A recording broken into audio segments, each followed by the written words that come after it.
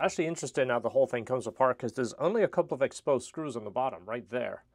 Everything else is clips. The front little fender piece, the caps come off and it exposes 2 Allens. The rest of it is clips. You're going to need your panel tools to take this off, but there you go. You can see the basic little frame right there.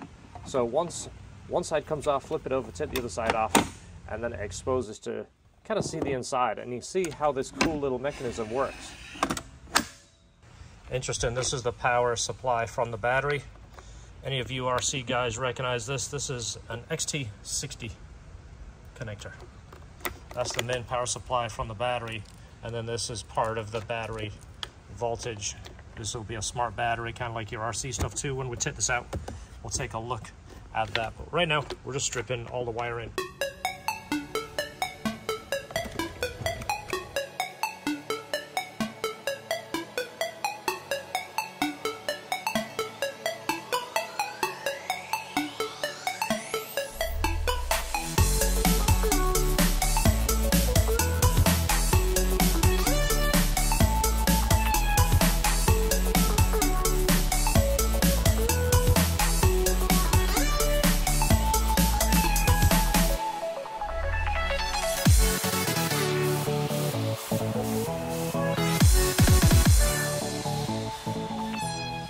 So essentially the electronics are the battery pack right here.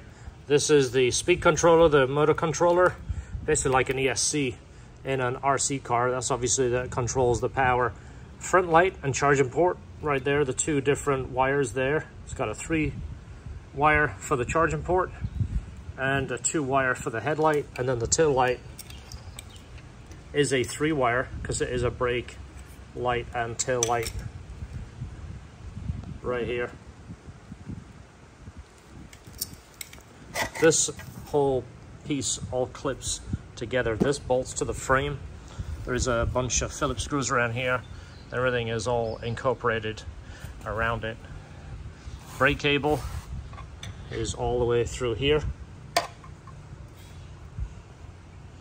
This over here is for the display right up here in the headstock. And then this is the electric motor. Let's go ahead and take that out next. That's the size 8 by 1.5. My favorite part over there. Avoid filling hollow? Avoid filling hollow. What does that mean? I don't know. Just avoid filling hollow. Wow, this is actually quite heavy. That's like all the weight in the bike, isn't it? Yeah, this is actually surprisingly heavy. This is a brushless motor right here. This is locking into the hub right here. And then this, you can see, kind of turns right here. That is actually surprisingly heavy. Now to replace the tire on this is probably going to be quite an undertaking, but take all of those screws out and it might actually not be too bad. Same size as this one, slightly different profile. That's why these ride so rough, because there's just no suspension in the tire. This one I saw flex a little bit. Yeah. You know, when someone's sitting on it, it flexes them, but that front one's pretty solid. Yeah, no suspension here. This is the sliding mechanism.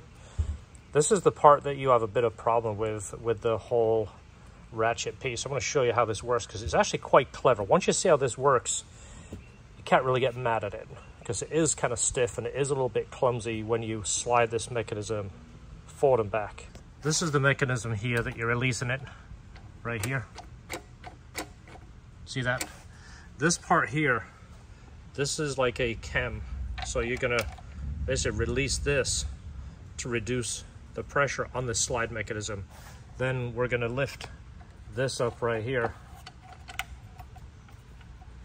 I'm gonna have to lift it while you slide the wheel, George. Ready? I'm gonna push that down. So that's where it comes out to. This is the whole sliding piece. Then this in here is what locks this, because this is all loose right here until you lock that piece in. See, it runs on this little roller right here. This is when you're going to turn this. You see that cam right there?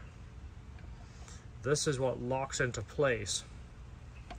That's why it's stiff. And then you're going to push that in right here. Obviously, it goes into the case, but that's what locks this arm. Now this arm is solid. It doesn't have any free play in there. Actually pretty clever. A little sticky, a little tricky, but when you see actually what's going on, it's quite clever. This will free up. We've opened mine and closed it a handful of times.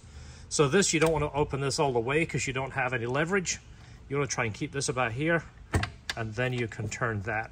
Then of course you're going to release it by this right here, and then that slides back in. Same thing to lock it into place.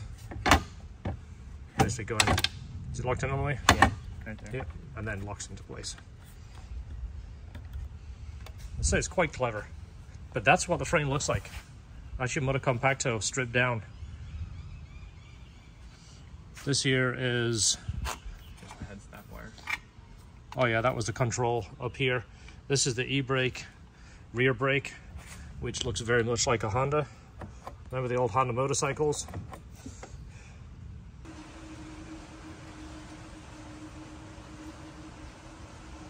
There it is.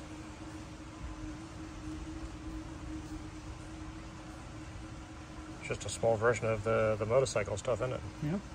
What brand bearings are in there? Get some Nichis for it. Just generic bearings. Yeah. Well, big shot, guys. This isn't made in Japan, just to let you know. It's probably designed in Japan, but it's definitely not made there. It's the bearing that comes with your anxiety clutch kit. Yeah, but this doesn't do a whole lot of stress except just roll. Yep. Just the frame with all the electronics stripped off comes in at 17 pounds, a little over. No wheels, no battery.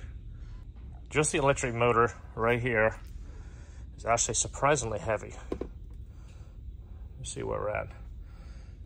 5 pounds at 11. The battery pack on its own, it's pretty light. 3.7 pounds. Rear brake right here, just the wheel and assembly. The motor controller right here, I'm going to call this an ESC because from the RC world, that's essentially what this is. If we could get into this, this is where we would change, obviously, the output and motor timing and such. Let me move that. A little over a pound. So it's surprisingly, that's the heaviest part, and I wouldn't have thought that would have been as heavy as what it is. So I made this video so you can see actually what goes into a Motocompacto. Plus we wanted to see too, because if we're going to make one faster, we need to know what makes it tick.